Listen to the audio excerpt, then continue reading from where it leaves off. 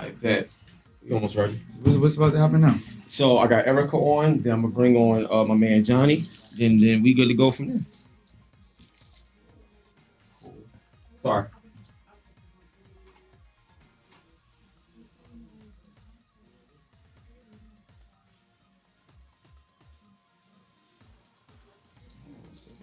You know, I do have the mobile cleaning kit. Do you have it with you? I have Yeah. That would have been dope if y'all was able to do that right there. Man, coming up, that would be the crazy That content. that would have been I'll plug that thing in crazy. here, ultrasonic it away. all of it. That would have Ultrasonic, been everything. crazy. Gotta do so that on you the guys next work one. together? Yes. Gotta do that on the next one. Oh, Okay. listen, You know, anybody.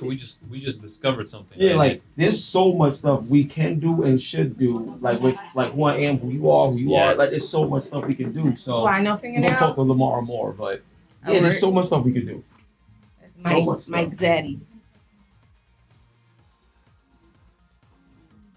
Okay. Get that. There we go.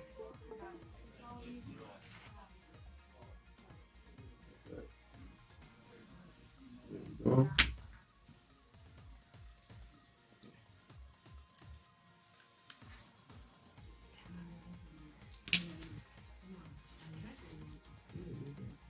Cool.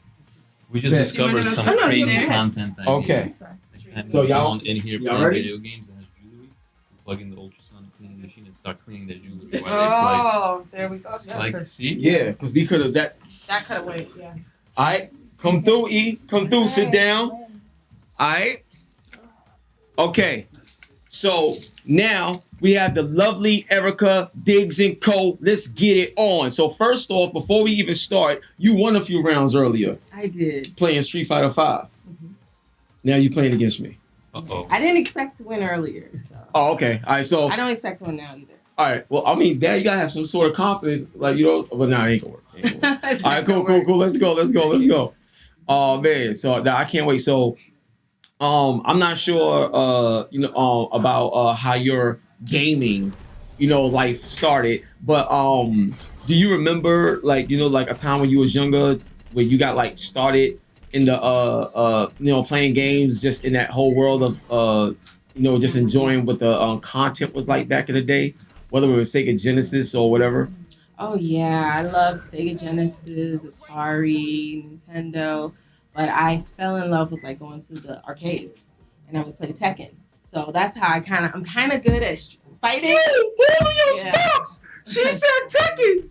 Yo, she said, all right, you real. You just said Tekken. Tekken. You yeah, real. Yoshimitsu, Eddie Gordo. What? I like Yoshimitsu. Yo, that's crazy. So, you hear X again? Yo, she said Tekken Yeah, Tekken from the arcade. from the arcade. So, you hear X again? Yeah. So for me, the latest Tekken 7. I love that game, and they also have it's an esport.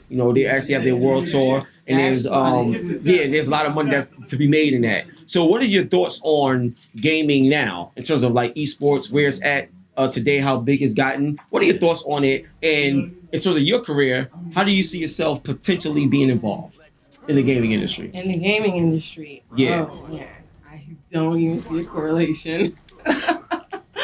Oh, you got to. Where it is now, I love where it is now as far as like how you are spanking me. Oh, let's go.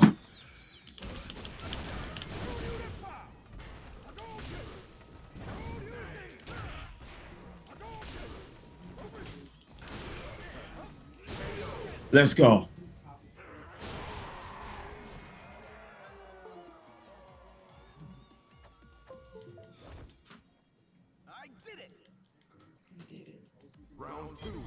Love the graphics. Oh, graphics is crazy. Yeah.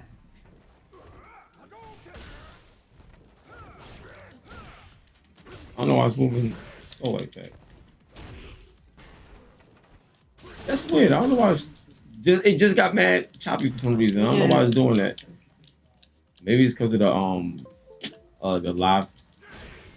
Oh, my controller was acting up. That's why. No. Yes, yes, yes, No. No, nah, get out of here, B.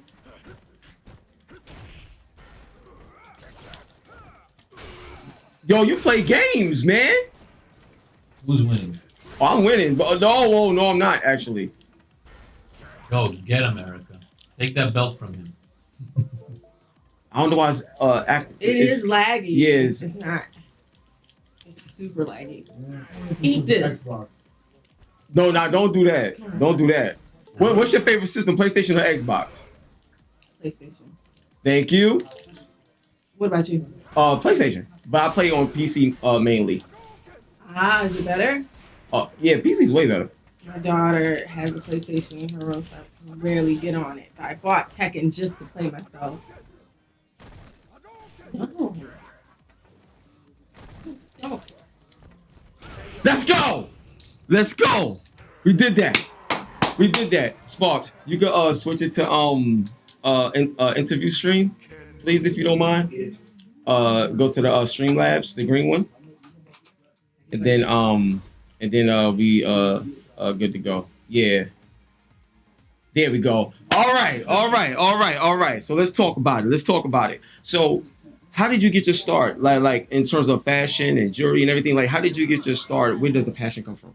Oh man. So my start came. I was living in Hollywood, and I was doing hair and makeup. And being on the photo shoots, I noticed that there was a need for men's jewelry. So I started making beaded jewelry, and then it made me a lot of money. So I decided to take it up another level and learn how to make fine jewelry because the money is longer. You know what I mean? So you get bigger sales. So left Hollywood, left California, came to New York, went to school, met Mikey on Instagram. Oh, word? Yeah. Oh, well, shout out to Mike. Met Mikey on Instagram and got my bench jeweler certificate. And after that, I went to school for diamond setting. And then after that, I became a gemologist, just like Mikey. And here we are. What I missed? So we had to give Mike a shout out. You know what I'm saying? Real talk. Shout out to Big Mike in the building for helping out. Like, that's what I'm talking about, your expertise, man. So now, my main thing is, I know a lot of times when it comes to jewelry, all the big ballers, you know what I'm saying, everybody want to come through and floss and stuff like that. But what does it mean to you in terms of when you see them? Like, wearing your jewelry and stuff like that. Because I can imagine it must be a different type of feel. So what is it like when you see people wearing your jewelry, what they say about it? How does that make you feel considering the hard work you put in? For me, as opposed to some of the other people, I like to say you have your jewelers, you have your salesmen, and you have your artists. Ooh. I consider myself as an artist. So once a piece is complete and I'm able to see it on display, that's everything for me.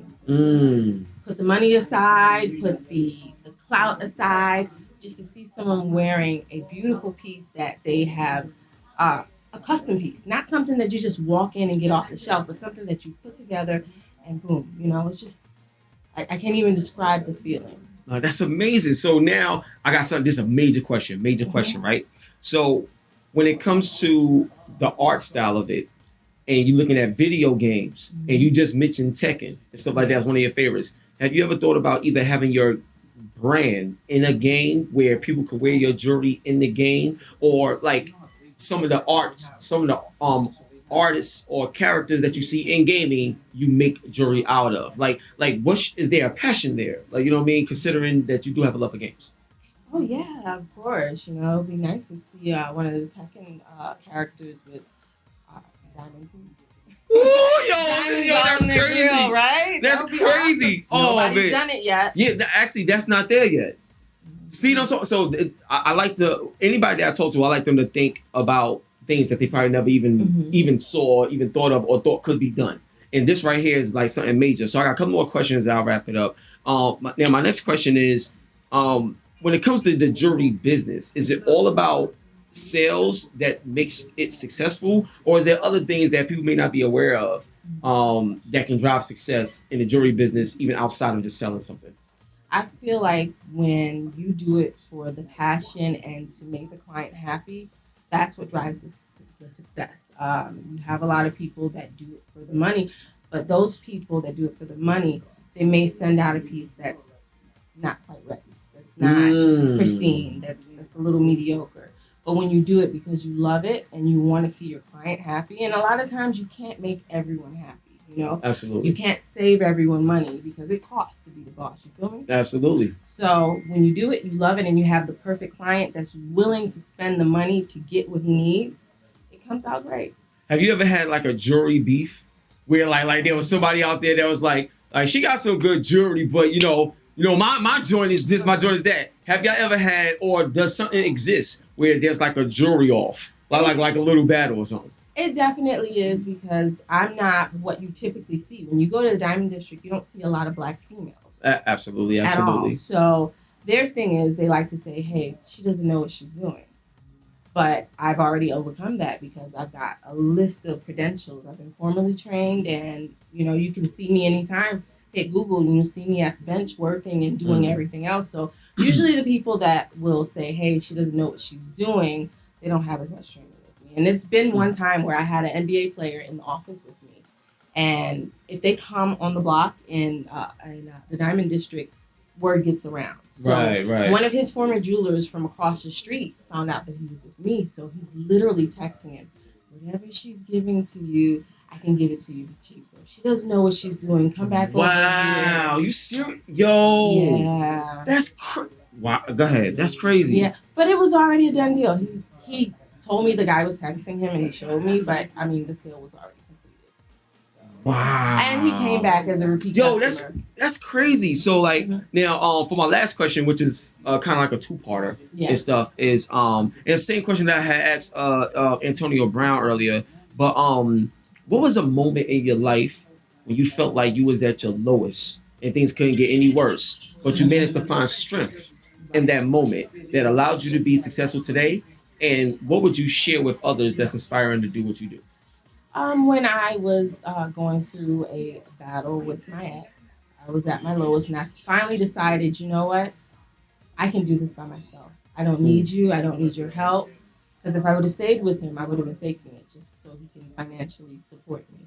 And I finally decided, you know what? I'm going to do whatever it takes.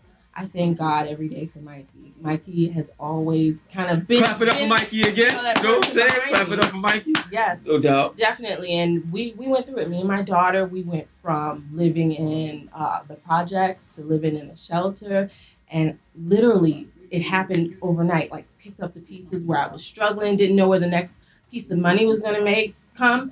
Till now, like, I'm good. And I don't ever have to look back. The ex is there, we're good. We've made amends and we co-parent great, but I still remind him, I don't want you. Wow, that's crazy. Like, so look, one love and God bless. Please let them know where they can find you at. Diggs & Co. Everywhere. DIGGS&DCO. All right, DIGGS&DCO. That's how you do it, baby. One love and God bless. Let's go. All right, so next up, I got my man Jay. You know what I'm saying? Photographer extraordinaire. Got a major event happening February 20th. You do not want to miss it. We about to find out more about it right now. Let's go, baby. Yeah. Very good. All right, yo, bring it in. Oh, that was beautiful. That's what I'm talking about. I love y'all. This is great. What you think about everything so far? I like that. All right, cool. Yo. Real questions with real answers. Yeah. No shame in the game here. Yeah. Yo, love you, man. Is that good enough for you? That's great. I told you, man. I'm playing, you know what I'm saying? Enjoy the All-Star game. And when you get back, you got more to talk about. Oh, yeah, All-Star this week. It drops tonight. I think 8 o'clock. I was going to Okay. I was thinking about going, but it's in this is Chicago. gonna be. I can't wait. It's gonna be crazy. Chicago.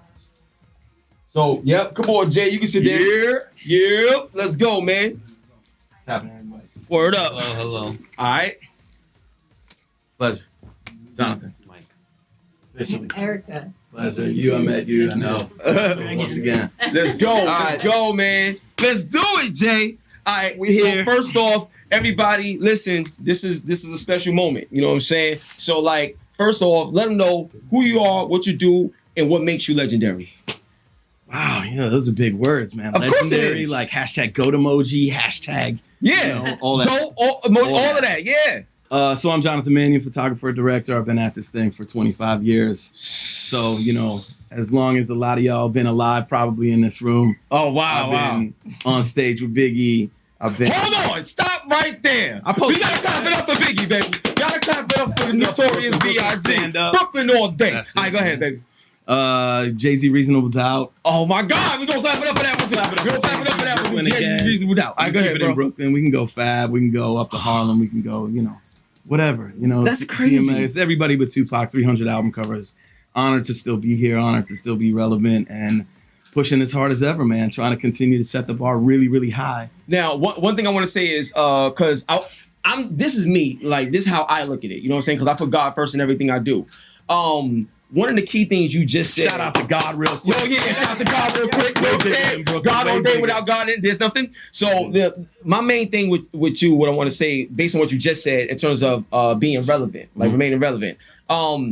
Everyone is relevant. I don't care what you do. You could be a homeless person in the street. Everyone is relevant, but it's what you do with your blessing that determines where you go.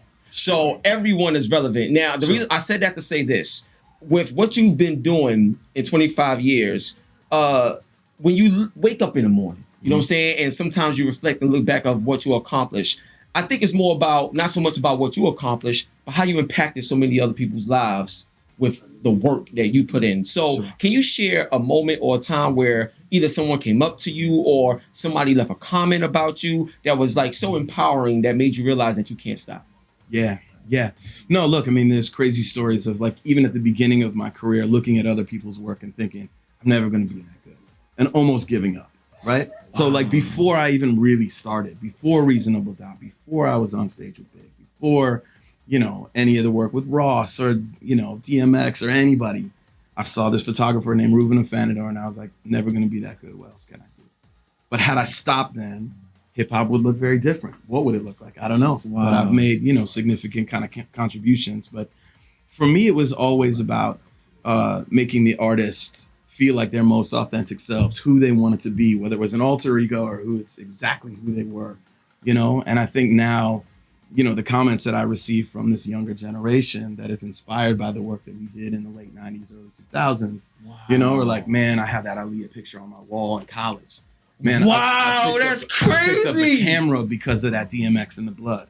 I did this because of, you know, so like you realize, you know, in certain comments or, you know, sort of conversations that I've had are more meaningful because like you can really see they're looking into your soul because they need you to know that you're valuable and your contributions have made a difference in their lives. Yeah, and the reason why I asked you that question is because on my show is all about having fun, positivity, and just enjoying each other and celebrating each other. So the only gossip that I talk about is gossip that you can learn from and be knowledgeable about to help your life, those that's watching. So you've done so much that I want others to be inspiration to you too as well. So now, February 20th, we have a major event going on. Can you please talk about this event? Let everybody know what's going on for this epic weekend. Yeah, Art Apple NYC in Brooklyn. We are sort of partnering up with B&H Photo. Yep. Big up B&H, baby, all day. So we out here. Dugal. We could give it up for Dugal, you know, printing some incredible photos. They're both companies that I worked with for many years. They were brought in by Mo and Madeline and Anthony and the people that are really the heart and soul of pulling this together. But incredible photographers being celebrated. Danny Clinch, the legendary D Nice. My name is D Nice, taking out your suckers and you don't know how I did it. Mel D. Cole, Sharif. Oh my God. Man, I'm forget Ricky Powell. You know, there's a couple more. They'll come to me, you know, as we continue to talk about it. But like, it's a celebration in New York. It's a celebration of hip hop. There's incredible photo shows happening. There's one at ICP called Contact High.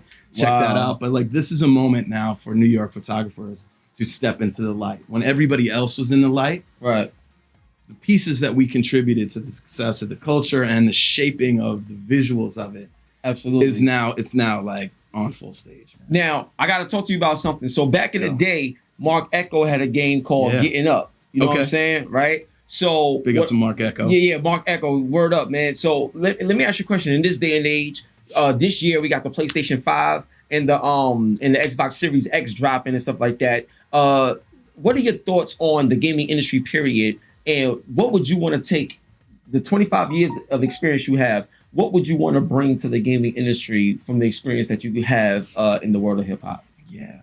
I mean, for me, it's astounding. I don't come in the gaming version, so like for me to like go against battle, like, yo, come on, I got the quick commands and stuff, and I can make the guy do the thing. Like, I'm really not that guy. Yeah. You know, you ask me some photo shit, and I'm all over it, man, and I will crush the game. You know what I mean? That's I know what I'm talking about. my craft inside and out, and I think knowing your craft, you know, is like for the people that are gaming, the people that really are invested in knowing everything about it. Like, God bless them for going that distance. I really don't think that you should fake it till you make it. I think you got to know your craft, whatever it is that you do. But man, the gaming industry has exploded. I mean, I don't even know enough about it. I just know that it's an entire world where some 13-year-old kid can win $1 zillion and shut down Avenue for playing a game throughout his life. You know, like I grew up at a different time. I'm 49, you know, so like I grew up, you know, with a waterlogged Nerf football in the backyard. Our game was like Pong. We had a little thing. You know, and it got a little faster. That was the excitement, you know? So like, I really, you know, I just am not blessed with enough time in my life to devote, you know what I mean? To like, you know, to be like, yo, game. Yeah, JC on. I'm coming for you on Madden, whatever. You know, like I got my 1,000 on the table too. Black card, swipe it. You know, like, I just don't have that time, and I'm really sorry. I hope that's not a letdown to what's happening in here because I can't. You know. I watch the game. I watch you play, bro. I watch you play the machine and crush it, B, because I know about your stats, son. Well, you know, I'm undefeated up in here. You know what I'm saying? Nobody want that smoke. I believe it. But and you have some big boys in here already. Yeah, you know what I'm saying? AB up in here. Yeah, AB. You know, shout to AB, but you know, I had to do what I had to do because if he's on a football field, he'll do it to me. Or if I was trying to take a picture, you'll do it to me. So it's like knowing your craft. Yeah, that's what it is. Absolutely. Him on the field, man. Yeah, exactly. He's spin moving and he's gone. Yeah, I'm not messing with him. So shoulder shake. So I got like 2 more questions for you, and I'll wrap it up. So in the process of you know doing your photography and stuff like that, a lot of times people don't understand the level of grind and also the understanding of being humble in order to have the growth and stuff like that. Can you share like probably one of your most impactful moments that made you realize that you was at another level? Because and the reason why I say that because like speaking for me in the gaming world, my grandmother taught me how to play games when I was 4. Amazing. So this is like, you know, it's been my career. But there's a gentleman by the name of Hideo Kojima. Okay. And Hideo Kojima, he's the one who created Metal Gear Solid. Wow. And I interviewed him before. And just being able to like, you know what I'm saying? Just being able to talk to him. Yeah. Let me know that I'm in a position of value to the industry and to the craft that I'm even allowed to speak to somebody on that level. So what's a moment where you felt like it was your breakthrough, where you was like, yo, I'm here, like I've arrived, and like, wow, thank God for letting me get to this point? Sure. I mean, look, you know, I'm a white boy from Cleveland. You know, in a lot of ways, I'm not really supposed to be here. I'm probably not supposed to be having this conversation. You know, I grew up, you know, playing tennis, cutting grass. But I fell in love. I'll smoke. I wouldn't. I can't play no tennis. I can't play no tennis. Don't play. Go ahead. On the call, yo, real talk. Whatever. I want no problem. Whatever they say, whatever the people say, and they go on rants and they do it like that. Yo, when you cut the hands, it's real. Yeah, I learned that from Kevin Hart, man. You know what I mean? Just watching his incredible stand-up, man. But anyway, man, look, it's I really chose to be part of this. You know, there was something so compelling about the stories being told. And I go back to Big Daddy Kane, Kool Moe Dee, DOC, Slick Rick, like original golden era storytellers. You know what I mean? And that's what was like, what is this and how do I like play my role within this world? And then I moved from Cleveland to New York in 93.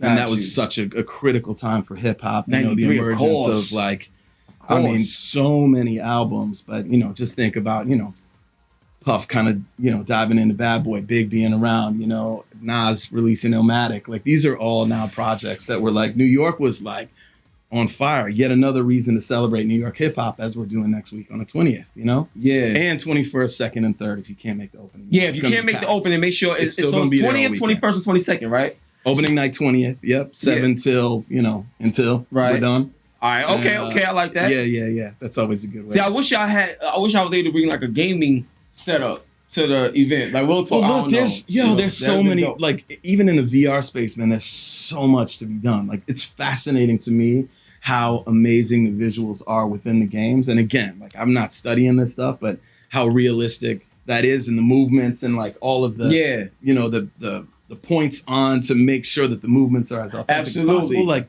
phenomenal. I love it from that scientific standpoint. You know what I mean? Wow. I just don't have time to play. But anyway, I got you. But your main question that you asked me was, when did I know that things changed? Yeah. You know, when I moved to New York, it changed because I had access to everything. Got you. You know, Heavy D put me on, and I was just like, Heavy D put you on? Heavy D was Yo, the rest guy. in peace, Heavy D, man. Oh man. Big time. What? Yeah. And then Reasonable Doubt in '96 was the first sort of like, I did an album cover that I can walk around New York City and touch and feel on the wall, 10 of them in a row. That was sort of like the starting point. And then people were like, wait, you did that? We want you to shoot this new kid, Ja Rule. Okay, yo, you did that? We want you to get, DMX, the kid that you shot on the 4-3-2-1 video. Yo, he's got a project coming out. Go shoot him for The Source. Shot him with the dog. Shot the first album. Shot with the blood. You know, like, so like good work begets good work. So being on that role and then realizing a couple things, man. I mean, you are to your world as I am to mine. You know, we're professionals. We do what we do. I don't even know. I don't want. Name your I favorite. don't know what Who to are do your no top more. 10? So, like this Who are your interview is top 10? like. We talking about hip hop. Like Yo, that I could talk about at length I mean, and depth. I don't know how to feel right now just sitting next to you, bro. Like with all the stuff that you did. Like, Yo, so this is another moment for me, crazy. realizing that the work and the visuals that are forever attached to the music that we all love, that are part of all of our narratives, like that picture, like close your eyes, flesh of my flesh, blood of my blood. You can see it, right? I did that. You know what I mean? And like, with DMX, we taking over this whole thing. We laying out Jonathan Mannion. I'm gonna be here all day playing games and stuff. You gonna teach me how to play these games? Yo, bro. Yo, look, that's the power. This is why you need to come out to the event. This is why you need to come out to the event, to see people like this. You know what I'm saying? This is incredible. So last question, man. And there's incredible ones too. I mean, like bigging up like Danny Clinch. There's the famous Tupac picture that you see over and over with his hands behind his back. He's got Carl Kanai pants on. That's Danny Clinch. He's gonna be in the show. Like these are all. Son, this is crazy. We all photographers align. We are now like, it's like solidarity. Like we move when we know each other is moving, right? And the crew that's been assembled to put this show together, one on the sort of on the high level of assembly, but also the photographers. Like we really like D-Nice is my friend. Melody Cole is my friend. You know what I mean? Like these aren't just like, I'm in shows with photographers. It's cool. Yeah, nah, these are your people. I respect what they do, but like photographers are also very competitive. So like giving the love, you know what I mean? And seeing the work that I don't even know what D-Nice is putting in, but I know that he has access. So he's got gems of like Mary J. Blige in South Africa or, whatever it is. So, like I'm excited to see it all come together. I can't wait either. I can't wait to go to this spot and see everything. So for the final question, man, go. In hip hop, especially of recent, Lord Jamar, once again, brand Nubian. Like Lord Jamar has a huge issue with Eminem. You know what I'm saying? And the reason why I'm bringing this up, because you're a white dude in hip hop, but from the standpoint of photography, Eminem to me is like the dopest lyricist ever, in my opinion. The dopest lyricist ever. Eminem is the dopest lyricist. Wait, hold, yo, what you about to do? What he's about to do right now? Who got a blade? What's about the New Yorkers? We got a blade. Oh, shout out to Erica Dixon Cole. She got the blade. You know what I'm saying? She got the exacto. So I'll tell you, Eminem to me is the best lyricist ever. Like you know what I'm saying? And Lord Jamar, mainly because Eminem was white, don't want to give him his props and stuff like that. And I think it's ridiculous because if like Eminem is hip hop. He showed love to everybody. He studied everything. Like, Eminem was my favorite. Don't do this to me, bro. Don't do this to me, bro. This guy? This is the entire Marshall Mathers LP. Yo! In your hands. There you go. Hold on, That's hip hop history right there.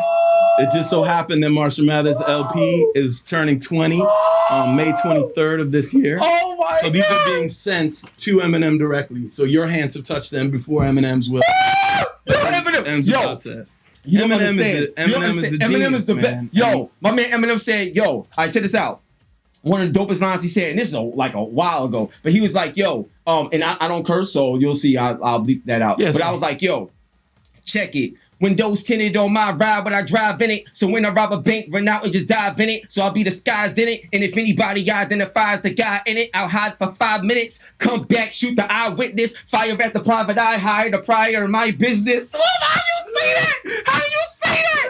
It's crazy. Lord This is what we Jamar, do. Lord Jamar, I love you, Eminem. Lord Big Jamar, love. look. So my question was, when it comes to Lord Jamar saying what he be saying about Eminem, like, you know, why do you think, you know, that is in your opinion? And if Eminem ever took time out to ask, if Lord Jamar ever said, like, I want to battle Eminem because I'm tired of all this. Good luck. On a scale of 1 to 10, how bad you think Lord Jamar loses? Man, look, I have huge respect. It's very I love Lord Jamar. Like, you know, I love him too. Like, Look. no, I'm a hip hop head. Brand Nubian, I'm gonna put it Grand out. Puma, like, you know, Alamo, that's my dude. Like, Ali. I know, but I'm just keeping it like hip hop bars. I'm just Sadat X. you already know, Sadat yeah. X, man. So Yeah. I'm just keeping it hip hop Pumbaa. bars, like just real talk. On a Look. scale of 1 to 10, how bad you think he'll lose? And I love you, Eminem. I'm holding this. I care about you a lot. And on a scale of 1 to 10, how bad you think he'll lose, and why do you think he says what he says? Look, you know, Marshall has continued to invest time, energy, focus, really clear thinking to one of the probably few things that he loves in this world, which is passionately ripping people apart. Right? So I don't think it looks good. And I have huge respect for Lord Jamar, one of the incredible like tones of a voice and the delivery, man. And you know, so I'm not there's no dissing, but Eminem is a genius, and I think he takes great pleasure, and he would put in the time to create the bars that would shatter the scoreboard. So it would just be a gentle point to the scoreboard when it's all said and done. You know, it's really like, look, we had to prove ourselves, you know, light-skinned individuals, aka white boys from the Midwest, had to believe that we had to prove ourselves, right? And our worth within this industry more than perhaps others. Like, yo, I'm just part of this. I'm New York hip hop, born and raised, and my pops is from Brooklyn. My dad is also from Brooklyn. You I grew up in Cleveland. You sound like you used to rap too. My dad's from, I have no bar. I have like. You got that. You got that voice. The you got funky the voice, one. though. Well, I got the voice. Yeah, I you got know like so, a lot okay. of voices and stuff. Yo, don't do that. Yo, you thought that was him this whole time? You know what I'm saying? No, man. Yo, Big up Jay-Z, bro, man. listen. The bar. Yo, on the count The of bar. 3, please, let's clap it up for Jay. 1, 2, 3. Clap it up for you, man. Yo, this show has been crazy. You know what I'm saying? We was graced and blessed to have Erica Dixon Cole, jeweler. You already know what it is. Make sure you follow her. We are blessed to have her on the show as well. Antonio Brown, NFL superstar, came through. You know what I'm saying? Big. On a football field, he'll kill all of us, but in Street Fighter, we got him. You know what I'm saying? It was great. So thank you for having. We thankful to have him on the show. And Jay, man, like, yo, bro, I don't care what nobody say, man. You family. I'll be back anytime y'all have me. My man Ant, shout out to Anthony Toribio on the side. Y'all don't see him right now, but on the side. But I used to deliver mail to him. Wow. You know what I'm saying? Like, Okay. I worked in the mailroom for over 10 years at every record label. Wow. You understand what I'm saying? So we probably have I met was a before fly as on well. the wall Sure. with everything. Like, you know what I'm saying? So there's a lot of stuff I know that Incredible nobody knows that it will remain that way. But I'm just saying. Think about a photographer on set and what I get to, like, I'm led into Exactly. moments of the great days and the bad days. Exactly. And the problems and the things to So solve. I'm in the mailroom, so they already look at me like, oh, that's just the mailroom guy. I'm like, okay. No, okay. But what is great is that it comes around full circle that the mailroom guy is now helping everybody come together to do bigger things. So For look, sure. For sure. it's my first time meeting you. It's not what you do, Love it's who you are. Yeah, character is your currency. There it That's is. it, man. I love you, bro. Love God you, bless you, man. On Thanks that for note, having we me. out of here. Logitech G on your hot 9-7 every day. That's my word. Swimming in women with And we their outta own here, man. condominiums. Peace. I like that. Peace. I'll just cut this off, man.